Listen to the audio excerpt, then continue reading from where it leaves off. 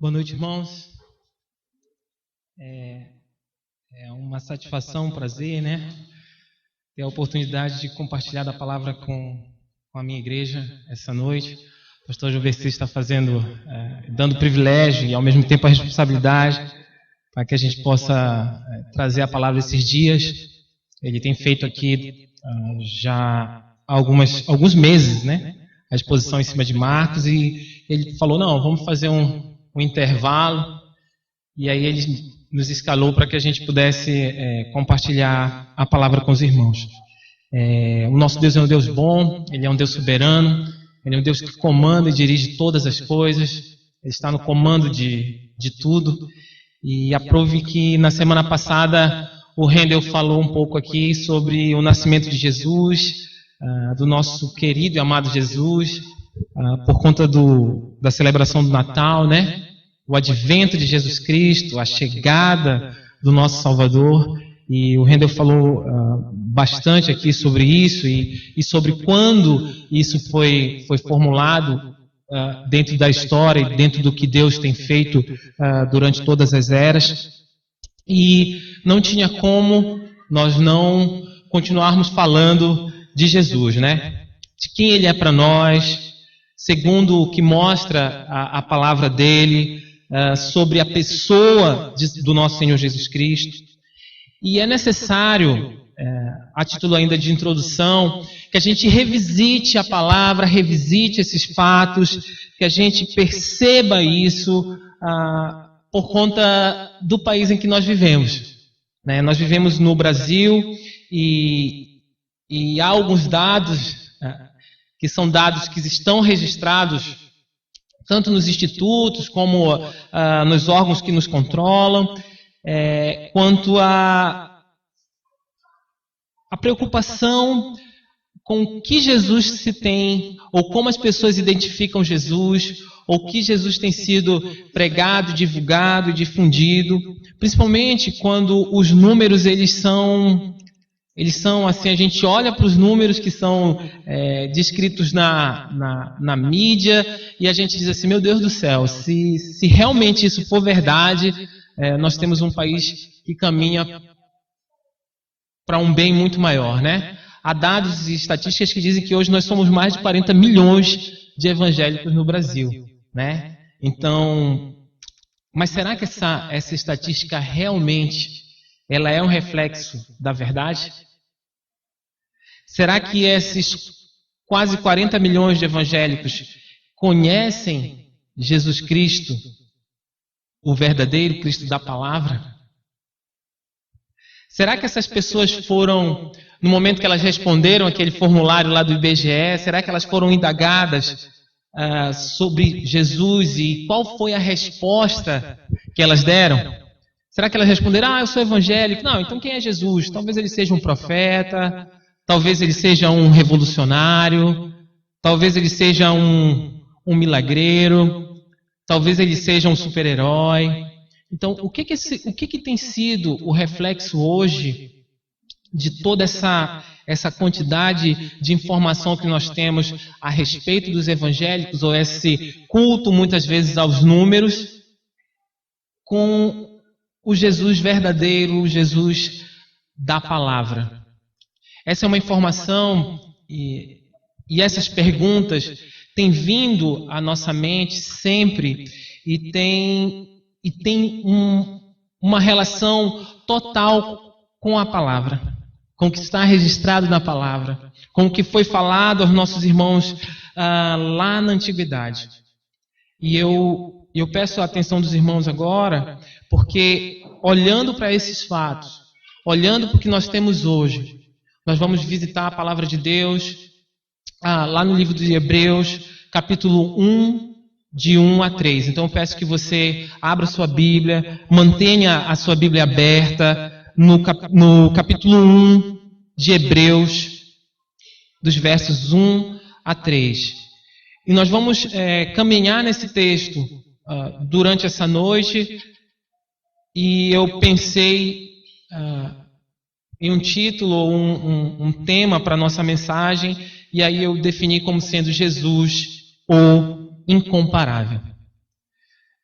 Deus é muito bom porque Ele faz as coisas e nós muitas vezes não percebemos. Se vocês puderam observar, não tinha nada acertado, nem combinado, nem pré-definido, mas os louvores que foram entoados hoje aqui, eles dão bem, eles demonstram e mostram as características do nosso querido Jesus Cristo. Nosso Jesus, o incomparável. Então eu gostaria que vocês acompanhassem comigo a leitura de Hebreus de 1 a 3, depois nós vamos orar e aí nós começaremos a expor um pouco sobre essa passagem. Hebreus 1, de 1 a 3 diz o seguinte: há muito tempo Deus falou muitas vezes e de várias maneiras aos nossos antepassados por meio dos profetas, mas nesses últimos dias falou-nos por meio do Filho, a quem constituiu o herdeiro de todas as coisas e por meio de quem fez o universo. O Filho é o resplendor da glória de Deus e a expressão exata do seu ser, sustentando todas as coisas por sua palavra poderosa. Depois de ter realizado a purificação dos pecados, ele se assentou à direita da majestade nas alturas. Vamos orar. Pai eterno, muito obrigado pela tua palavra, Senhor. Muito obrigado, Deus, porque ela é viva, ela é eficaz, ela é atual. E ela fala aos nossos corações, Senhor. Traz, ó Deus, a nossa mente, traz ao nosso entendimento, mas principalmente, ó Deus, toca e confronta o nosso ser e o nosso viver, Pai. Que essa palavra, ó Deus, que falou àqueles irmãos naquela época, ela possa falar a nós essa noite, Senhor. Muito obrigado, Deus, por cada irmão que chegou aqui hoje e também eu te agradeço por aqueles que não puderam vir, Senhor. Continua nos guardando, olhando por nós. Esse é o nosso pedido e esse é o nosso agradecimento em nome do teu santo Filho Jesus Cristo. Amém. Meus irmãos, eu separei aqui, e é importante nós ressaltarmos e tentarmos nos colocar naquele momento em que essa carta, esse livro é escrito. E o importante é a gente deixar claro aqui, se vocês observarem pelo texto que foi lido, que esse livro, essa parte do livro de Hebreus, ou o livro de Hebreus como um todo, foi escrito para uma fatia específica de cristãos daquela época. Eram pessoas específicas. Eram pessoas que tinham provavelmente se convertido do judaísmo para o cristianismo. A gente percebe isso aqui claramente, e se você puder e tiver oportunidade na sua leitura esse ano, com certeza você vai passar pelo livro de Hebreus, você vai perceber isso no livro de Hebreus todinho. Quando é escrito, a gente observa e tira isso, que eram pessoas que estavam sendo convertidas ou foram convertidas ao cristianismo, não fazia tanto tempo, mas já fazia há algum tempo. E por que é importante nós percebermos isso? Porque a carta ou o livro de Hebreus ele vai todo discorrer sobre algumas coisas que eram muito latentes ou eram muito atuais para aquelas pessoas ali. Elas conheciam muito sobre o que o autor de Hebreus estava escrevendo. E isso eu chamo a atenção de vocês para que vocês possam perceber que aquelas pessoas provavelmente não eram irmãos novos na fé. Eles não eram assim, irmãos que não tinham ou não conheciam o cristianismo há pouco tempo, eles já vinham em uma caminhada. Isso é fato quando a gente observa no capítulo 5, versículo 12, que ele vai dizer o seguinte: de fato, embora a esta altura já devessem ser mestres, vocês precisam de alguém que lhes ensine novamente os princípios elementares da palavra de Deus. Estão precisando de leite e não de alimento sólido. Esse versículo do capítulo 5 do livro de Hebreus, ele vai nos posicionar e vai nos falar das pessoas para quem aquela carta foi escrita, ou aquele livro foi escrito. Ele estava dizendo ali para eles, olha, vocês, pelo tempo que vocês estão caminhando, já eram para vocês conhecerem um pouco mais da palavra, já eram para vocês, inclusive, serem mestres. Mas aí ele vai lá e diz, olha, vocês ainda não fizeram o dever de casa correto. Vocês ainda precisam de leite, como uma criancinha precisa do leite materno. Vocês ainda não conseguem perceber o alimento sólido. E há alguns acontecimentos, eu continuo incentivando os irmãos que possam ler o livro todo e perceber a dinâmica do que vai acontecendo aqui. E esses irmãos, para quem essa carta é escrita, ele justamente escreve por conta disso, porque eles precisavam de uma chacoalhada. Eles precisavam voltar aos rudimentos e dali em diante começar a saber, ou a ver, ou a viver o primeiro amor que eles tinham encontrado logo que eles participaram do cristianismo, né? Ou entraram no cristianismo. Esses cristãos a quem é endereçada a carta, eles especificamente, meus irmãos, ainda não tinham sofrido a perseguição dos primeiros irmãos. Essa é uma segunda geração. Aqueles primeiros irmãos, eles tinham sofrido perseguição terrível, como a gente observa ali no livro de Atos, o que acontece com vários irmãos daquela época. Por que eu estou falando isso? Para que a gente possa perceber quem são essas pessoas e por que o autor escreve esses 3 versículos iniciais aqui, dos quais nós vamos discorrer durante essa exposição. Aquelas pessoas ali, gente, para quem o autor estava escrevendo, elas ainda não tinham sofrido uma perseguição pesada, como tinham sofrido alguns irmãos em algum tempo atrás. Mas eles tinham sofrido algumas coisas. E isso é fato, e eu peço que vocês, se puderem acompanhar e abrir a Bíblia de vocês, dá só uma folhada, uma avançada até Hebreus 12:4. Como é que a gente tem certeza disso? Que eles não tinham sofrido ainda uma perseguição como a dos irmãos passados. Se você puder observar lá em Hebreus 12:4, isso ainda a título de introdução, a gente vai observar que aqueles irmãos, eles dizem o seguinte lá em Hebreus 12:4. Na luta contra o pecado, vocês ainda não resistiram a ponto de derramar o próprio sangue. Então eles sofreram, eles tiveram alguns percalços, mas eles ainda não tinham sido torturados ao ponto de derramarem sangue, né? Apanharem, ser chicoteados, sofrer tudo aquilo que alguns irmãos anteriormente, ser apedrejados, que era uma prática muito comum naquela época, eles ainda não chegaram ali, né? Mas eles já tinham sofrido alguns mal-entendidos. Eles já vinham sofrendo algumas coisas. Eu estou querendo colocar vocês e levando vocês a pensarem, puxa vida, por que o irmão escreveu, aquela pessoa escreveu para aqueles irmãos naquele lugar essas palavras aqui? Eram pessoas que vinham de uma prática do judaísmo e tinham conhecido e tinham sido apresentadas ao cristianismo.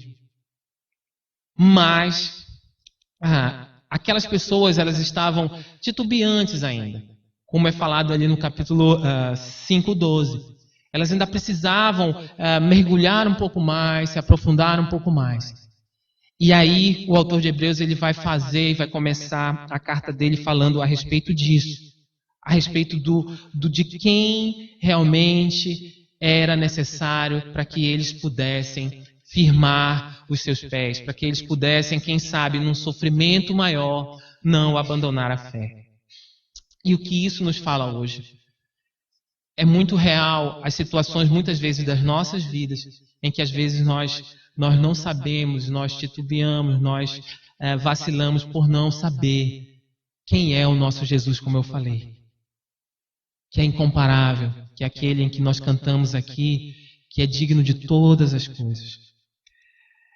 Meus irmãos, sofrer pelo Evangelho é uma coisa que vai acontecer. Mas até onde nós vamos suportar é o quanto nós conhecemos desse Jesus que é falado aqui. E eu falo isso porque eu falei no início. Nós temos hoje uma quantidade muito grande de pessoas que se dizem evangélicas, mas que realmente não conhecem o Jesus da Escritura. E o que o irmão aqui que escreveu, aqueles outros irmãos, ele está dizendo, olha, nós precisamos saber quem é Jesus. Nós precisamos ter certeza de quem é Jesus. Para que quando chegue talvez essa iminente perseguição, esse iminente sofrimento, vocês saibam em quem está afirmada a fé de vocês. É isso que ele está dizendo aqui e é isso que eu quero compartilhar com os irmãos nessa noite. E o interessante é que aquele irmão, ele conhecia muito as pessoas para quem ele tinha escrito. Sabia que eles eram profundos conhecedores do judaísmo. E talvez por conta dessa perseguição que eles iriam sofrer, ele estava tentando exortá-los para que eles não voltassem àquelas antigas práticas do judaísmo. Mas ele estava tentando confirmar e dizer para eles, olha, em quem vocês creem é um Deus supremo. Ele queria reafirmar no coração daqueles irmãos a supremacia de Jesus. E demonstrar para aqueles cristãos que Jesus é o supremo. Ele é incomparável. Hebreus é escrito para exaltar a pessoa e a obra do nosso Senhor Jesus Cristo. Eu convidei vocês e sugeri que vocês lessem a carta aos Hebreus, mas sabendo que ela trata da supremacia do nosso Jesus Cristo. Ela trata sobre Jesus, o incomparável. Não há nada, nem um lugar, nem ninguém, nem nada que existiu ou que há e que vá existir que seja comparado a Jesus. O autor de Hebreus está falando isso aqui. Ele fala durante toda essa carta, ele diz, olha, vocês podem olhar para trás, vocês podem olhar para o agora, e vocês podem olhar para o futuro, e não há nada incomparável, não há nada que você possa comparar à pessoa de Jesus Cristo.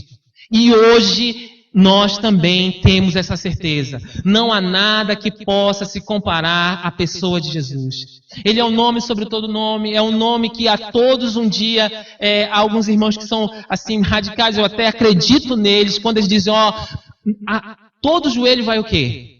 Vai dobrar sobre o nome de Jesus, e aquele que não quiser dobrar vai ser quebrado. Isso é muito forte, é muito duro. É sobre esse Jesus que o autor de Hebreus está escrevendo para aqueles irmãos que estavam começando a olhar para aquelas práticas que eles tinham e dizer, meu Deus, será que nós vamos aguentar e titubear? Então, a título de introdução, pensem nisso.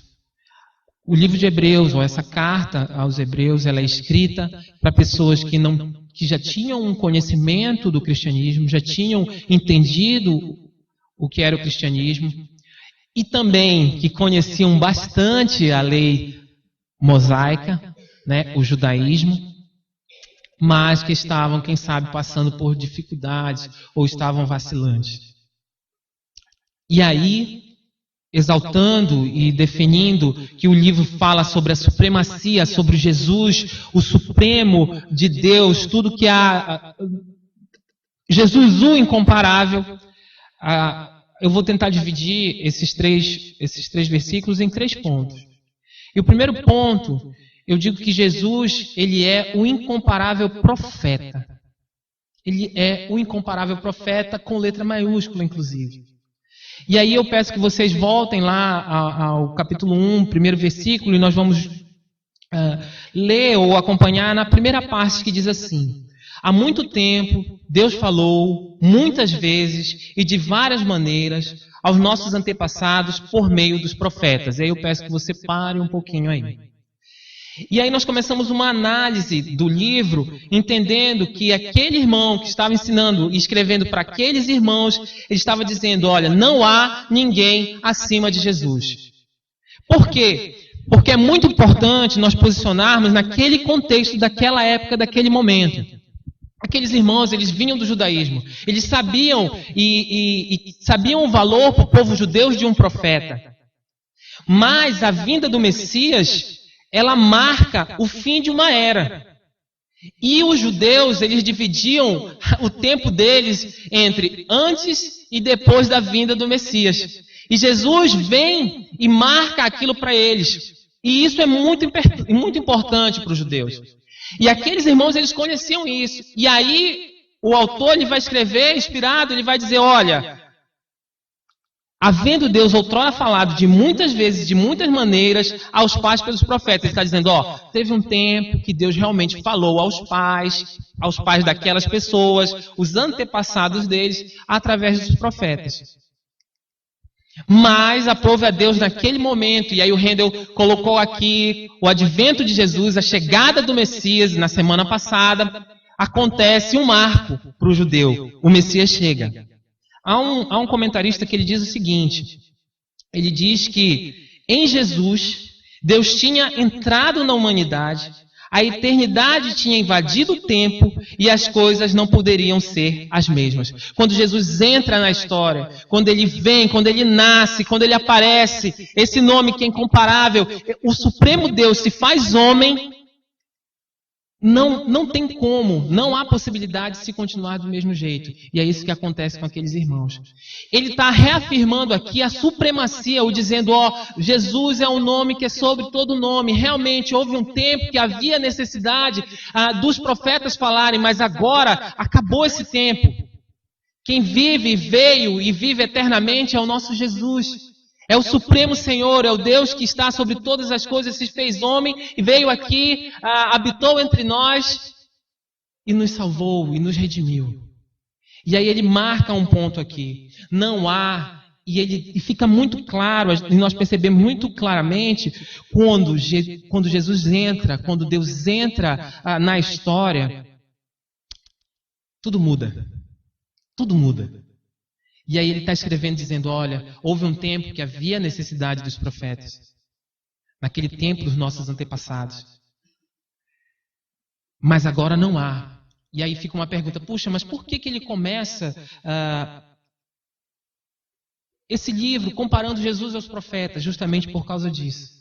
Porque Deus conversava, se comunicava com o povo dele naquela época, lá na antiguidade, através dos profetas.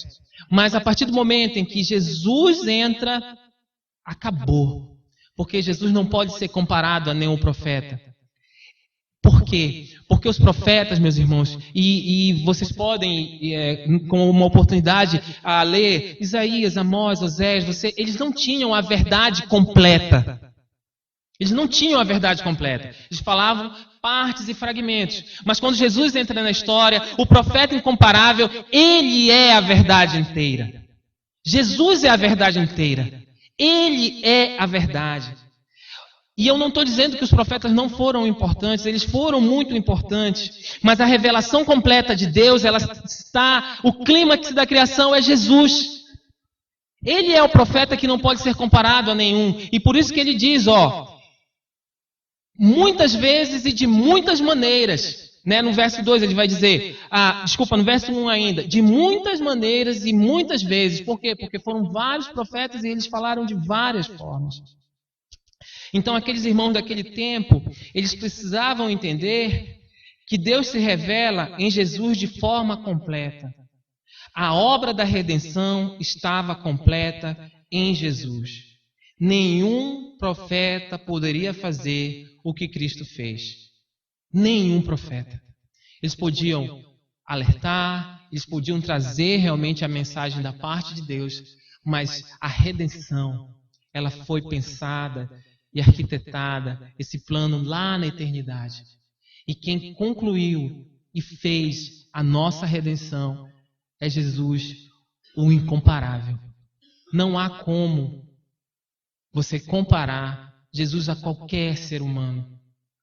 Por quê? Porque ele foi homem, mas ele não pecou. Ele é Deus. E ele é a verdade completa.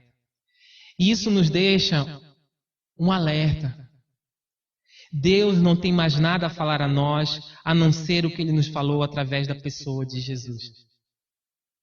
Acabou. Quando Jesus vem, quando Jesus nasce, quando Jesus morre naquela cruz, quando ele ressuscita, é assunto aos céus. Deus disse, olha, a obra da redenção foi completa. Tudo que eu imaginei, tudo que foi profetizado, a forma como tudo foi feito, está concluída no advento, no nascimento daquela criancinha, lá naquele dia.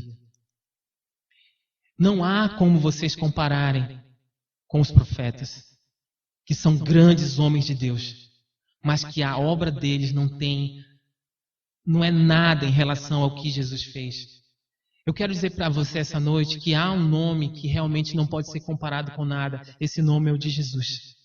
É sobre isso que ele está falando, é isso que ele está destacando aqui. Está dizendo, olha, Hebreus, houve um tempo que havia necessidade dos profetas, mas agora, nesses últimos tempos, nós escutamos a voz verdadeira através de quem? através do Filho. Ele fala lá, mas nesses últimos dias falou-nos por meio do Filho, o herdeiro de Deus, Jesus, o incomparável profeta. Os profetas, eles eram amigos de Deus, mas Jesus é o Filho de Deus. Jesus é o Filho de Deus. Ele é o unigênito do Pai. Toda a redenção se encerra em Jesus. E eu chamo e sugiro e exorto, tanto a mim quanto a vocês, que nós precisamos conhecer o Jesus Cristo da Escritura.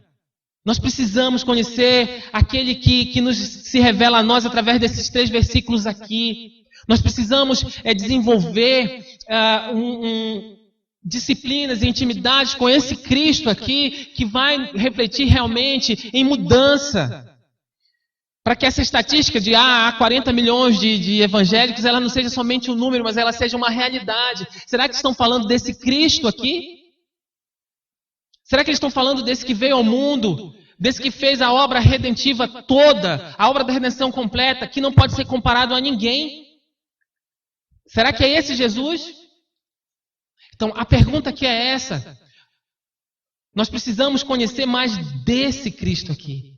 Desse Cristo que se revela nas Escrituras. E uma aplicação que a gente pode para hoje fazer rapidinho é uma pergunta. Se nós realmente queremos conhecer a Deus, você quer conhecer a Deus, se eu quero conhecer a Deus, nós só temos um caminho, somente através de Cristo. Somente através da sua palavra.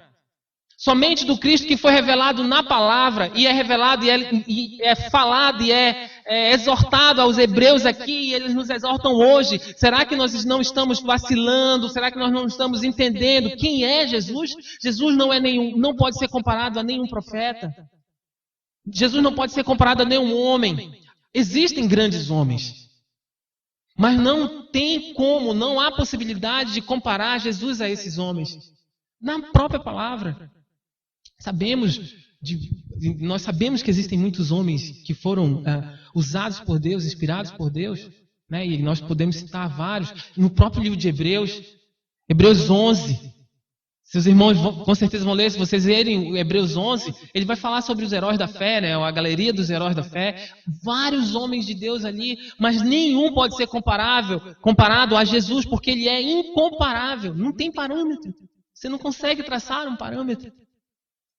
Esse é o meu chamamento essa noite.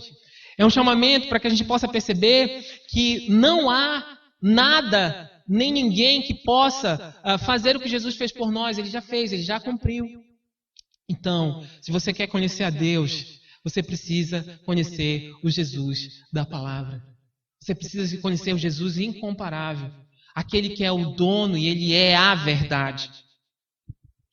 Mesmo que hoje muitas pessoas enganem, muitas pessoas mintam sobre quem é Jesus, nós precisamos conhecer o Jesus da palavra. Porque senão nós titubeamos, senão nós vacilamos, senão na pergunta que é feita, quem é Jesus? Ah, Jesus foi um profeta, como alguns acreditam, e nós sabemos quem são eles. Não, Jesus foi só um profeta. Não, Jesus era um revolucionário, né? Ele veio aqui no mundo e revolucionou. Não, Jesus veio ao mundo para cumprir o que o Pai tinha definido na eternidade. Ele veio ao mundo de forma a salvar eficazmente cada um do que ele já tinha definido. Aquele sacrifício naquela cruz não foi em vão, meus irmãos. Por isso que é um nome que não pode ser comparado a nenhum nome. Jesus é a verdade revelada de Deus a nós. Mas a gente tem que avançar. E avançando, nós sabemos que Jesus, ele é o incomparável profeta. Ele é a verdade. E nós vamos ao versículo 2, a primeira parte, 2a, que vai dizer o seguinte: a quem constitui como herdeiro de todas as coisas e por meio de quem fez o universo. Jesus é o herdeiro de todas as coisas. Isso é extremamente importante. Ele estava dizendo, olha, Jesus, ele é o herdeiro de todas as coisas. Para aquele pessoal, provavelmente na Itália, eles dizem que essa carta, ou esse livro foi escrito para alguém que não estava na Itália, para os irmãos lá na Itália que estavam quem sabe, vacilantes. Essa é uma das suposições para quem é escrita essa carta. Para que ele reafirme no coração daquelas pessoas que há um Deus que é incomparável, é supremo, é perfeito, é soberano. Então ele diz assim, olha, Jesus, ele é o único herdeiro legítimo, genuíno. Isso porque ele é o único filho de Deus. Ele é o único filho de Deus. Ele é o herdeiro, ele é criador, ele é incomparável. Assim, não há como descrever, e é isso que ele está dizendo aqui. Ele está dizendo, Jesus, ele é o herdeiro de todas as coisas. E por meio dele é que o universo foi feito. Dessa forma, só temos acesso às boas coisas de Deus por direito quando Cristo, que é o herdeiro de todas as coisas, nos admitir em sua comunhão. Meus irmãos, nós só temos acesso a Deus através de Cristo, porque Ele é o herdeiro de todas as coisas. Vocês entendem o que ele está dizendo? Não adianta, vocês podem procurar nos profetas, vocês podem procurar em qualquer lugar, mas quem é o herdeiro de todas as coisas é Cristo. E nele foi criado tudo. E a gente precisa atentar para esse detalhe. Às vezes a gente não presta atenção em algumas coisas que são ditas, né? Tudo foi feito por ele. Tudo foi feito por ele. E aí eu lanço uma pergunta. Quando foi traduzido, foi colocado aqui o universo. Meus irmãos, vocês têm noção do que é o universo? Vocês conseguem imaginar o que é o universo? Eu não consigo ter noção do tamanho do universo. Eu não consigo ter noção quantas galáxias e quantos planetas e quantas... Não consigo. Eu não consigo contemplar, minha mente é limitada para saber qual é o início e qual é o fim de tudo isso. Vocês conseguem entender como nós somos limitados? Mas quando você vê o autor de Hebreus escrevendo a esses irmãos, o que ele diz? Ele diz o seguinte, olha, a quem constitui herdeiro de todas as coisas e por meio de quem fez o quê? O universo. Meus irmãos, Jesus, o incomparável Criador, ele fez o universo todo. E nós muitas vezes esquecemos disso. Quando nós somos lembrados, a gente nem não há universo. Não, meus irmãos, é o universo, é tudo, são as estrelas, é o cosmos, é tudo. Tudo foi criado e tudo é sustentado por Ele. Por esse Jesus que é incomparável, não há comparação. Ele é o dono de todas as coisas e Ele fez tudo, tudo, tudo. E esses irmãos aqui não estavam muito atentos para esses detalhes. E nós muitas vezes também não estamos muito atentos para esses detalhes. Detalhes que são importantes para que a nossa fé seja renovada. Quem é Jesus? Jesus é o herdeiro de todas as coisas. Quem é Jesus? Não, Jesus em tudo foi feito através dele. Jesus, ele sustenta tudo. Inclusive o que é visível, o que é invisível. E a pergunta que eu faço é que quantas vezes nós titubeamos na nossa fé porque nós nos esquecemos de quem é Jesus e o que foi criado por intermédio. Gente, tudo foi criado por intermédio dele, desse Jesus que é explanado e é chamada a atenção desses irmãos aqui a olhar e que eles estavam esquecendo, porque eles estavam titubeando e querendo voltar às velhas práticas do judaísmo. Quem é esse Deus que é criador de tudo, se fez homem, habitou entre nós e se importa conosco? E a pergunta é, será que nós temos nos preocupado em conhecê-lo? Será que a gente quer saber quem é esse Jesus que criou tudo? Será que a gente quer conhecer o herdeiro de todas as coisas mais? Será que a gente tem parado para pensar nisso? Né? E a gente... sabe, hoje é 1º de janeiro de 2017, né? Então a gente faz assim vamos fazer uma reflexão sobre o ano de 2016. E eu peço a você que faça uma reflexão e pense, e eu também tenho pensado muito isso, quanto que em 2016 nós investimos na nossa vida, ou coisas que nós temos para conhecer mais esse Jesus, o incomparável. Quanto tempo nós investimos, porque eu falo investimento e não nós gastamos em conhecer esse Jesus que criou todas as coisas, que criou o universo, que é incomparável. Quanto tempo nós temos investido nisso nas nossas vidas? Eu posso dizer que muitas vezes eu tenho investido pouco, e isso quando eu pensando e meditando nesse texto e estudando, eu fiquei, meu Deus do céu, a gente não tem tido essa percepção. O salmista, ele tinha essa percepção de quem era Deus. Ele percebia, ele parava, ele meditava, ele observava. Ele não tinha a Bíblia completa, ele não tinha bons livros, ele não tinha pastores, mas ele tinha a percepção de quem era o Deus dele. Ele tinha a percepção de que esse Deus, ele era incomparável. E Salmos 8, de 3 e 4 diz o seguinte, ó, quando contemplo os teus céus, obra dos teus dedos, a lua e as estrelas que ali firmaste, pergunto, que é o homem para que com ele te importe? E o filho do homem para que com ele te preocupes? Ele olhava e dizia, meu Deus, tu que fizeste tudo isso, puxa vida, quem sou eu para tu te preocupar comigo? E Deus se preocupa e pensa isso lá na eternidade, quando Ele traz Jesus, o incomparável Criador que sustenta todas as coisas, que é herdeiro de tudo. Ele traz o Filho dele aqui, para que a obra da redenção, ou o plano da redenção fosse completo. E o salmista tinha essa percepção talvez que nós não tenhamos tido em 2016. De nos aproximar, aquilo que eu falei, se você quer conhecer a Deus, conheça a obra de Jesus Cristo, revelada na palavra, revelada na encarnação dele, revelada quando ele vem aqui e cumpre todas as profecias. Meus irmãos, o nosso Deus, ele é um Deus soberano. Ele é um Deus que lá no passado, inspirando esses homens, ele definiu tudo, como o filho dele viria, em que cidade ele nasceria, como ele morreria, sabendo que tudo isso era para cumprir os seus desígnios que já tinham sido escritos lá na fundação do mundo. E nós esquecemos disso. Nós não percebemos nessa vida que cria distrações inúmeras muitas vezes. Inúmeras muitas vezes. O meu chamado essa noite é para que a gente lembre que Jesus não pode ser comparado a nada, porque Ele é incomparável. Ele é incomparável. Avançando, indo já para o terceiro ponto, e o verso 3, Jesus, Ele é incomparável Salvador. Ele é o incomparável Salvador. Não há nada. Versículo 3, meus irmãos.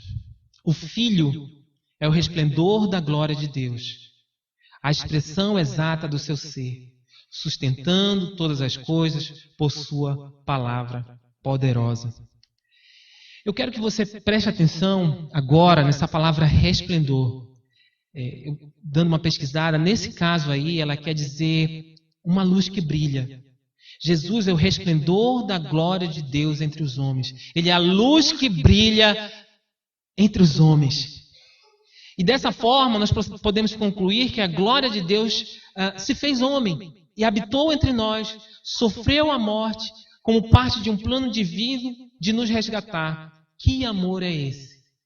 Que deu o Filho dele num plano de nos resgatar. O resplendor da glória de Deus, o brilho da glória de Deus. Vocês lembram no Monte Sinai, se eu não estou enganado, a glória era tanta que não podia nem chegar perto. Mas aqui, o próprio sumo sacerdote, quando ele entrava, era uma coisa... Quando ele entrava, o pastor citou hoje aqui, disse, olha, rasgou-se o véu, acabou... o judaísmo, ele encerrou. Agora o que nós temos é livre acesso ao Pai através do resplendor da glória de Deus. Jesus Cristo, o incomparável Salvador, ele é o resplendor da glória de Deus. E se fez homem, habitou entre nós, morreu morte de cruz, e ao terceiro dia ele ressurge como o plano da redenção divina. Esse é o nosso Jesus Salvador, meus irmãos. É Ele que nos salva, Ele que nos redime, Ele que nos transforma. O evangelista João vai dizer o seguinte, lá em João 1,14. Aquele que é a palavra tornou-se carne e viveu entre nós. E vimos a sua glória, glória como do unigênito vindo do Pai, cheio de graça e de verdade. Olha só, a glória de Deus se fez homem, habitou entre nós. E o Verbo, ele se fez carne, e ele habitou entre nós, e nós vimos a sua glória. Aqueles homens, há bem menos tempo do que nós, eles tinham tido a oportunidade, alguns, de conviver com Jesus Cristo, conviver com o resplendor da glória de Deus, com o nosso Salvador. E isso nos traz à mente e nos chama hoje para que nós estejamos atentos a isso. Quem é o nosso Salvador? O nosso Salvador é o resplendor da glória de Deus. Ele é o nosso Deus. Ele veio ao nosso encontro. Por isso que alguns afirmam que o cristianismo ele não é uma religião, porque não é o homem indo a Deus, mas é Deus vindo ao homem resgatá-lo. E isso é muito importante, isso é muito... a gente precisa estar muito ligado nisso. Nós precisamos saber quem é o nosso Jesus, para que nós possamos cada dia nos aproximar mais dele. Ainda nesse trecho, o autor de Hebreus define Jesus como sendo... é uma palavra grega que se chama... Eu presumo que seja caráter de Deus, né? E essa expressão, ela tem um significado de impressão. Né? Então, se você lê, o Filho é o resplendor da glória de Deus e a expressa imagem da sua pessoa. Ele é Deus. O Filho é Deus. Ele tem a mesma essência do Pai. Ele é igual a Deus. E esse mesmo Deus se fez homem, veio aqui, habitou entre nós como um plano maior. Mas muitas vezes nós não sabemos disso. Filipe... Lá em João 14, de 8 a 10, ele diz o seguinte: disse Filipe, Senhor, mostra-nos o Pai, e isso nos basta. Jesus respondeu, você não me conhece, Filipe? Mesmo depois de eu ter estado com vocês durante tanto tempo, quem me vê, vê o Pai. Como você pode dizer, mostra-nos o Pai? Aqueles homens, muitas vezes, vacilavam, e ele continua. Você não crê que eu estou no Pai e que o Pai está em mim? As palavras que eu lhes digo não são apenas minhas. Pelo contrário, o Pai que vive em mim está realizando a sua obra. Eu reafirmo, Jesus é Deus. Ele tem a mesma essência. E eles, desde a eternidade, traçaram um plano para a nossa salvação. Jesus é o nosso Salvador. Ele é o nosso Salvador. E eu reafirmo, se você quer conhecer a Deus, conheça a Cristo.